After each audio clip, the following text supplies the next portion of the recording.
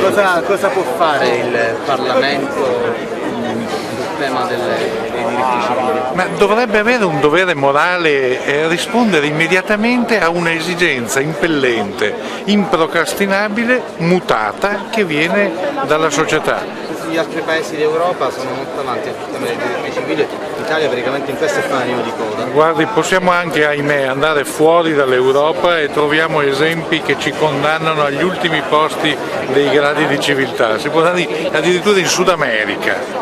Ecco, non occorre guardare all'Olanda, alla Svezia, alla Danimarca, possiamo guardare anche il Sud America, è più avanti di noi. E come mai in questi ultimi 20 anni l'Italia non ha affrontato, cioè non ha ritenuto questa tematica come tematica fondamentale? Questa è una domanda difficile, non lo so, rispondo candidamente. I diritti civili non lo so, ma noi siamo arrivati tardi su tantissimi, siamo arrivati tardi sul divorzio, siamo arrivati tardi sull'aborto, siamo arrivati tardi e siamo indietro migliaia di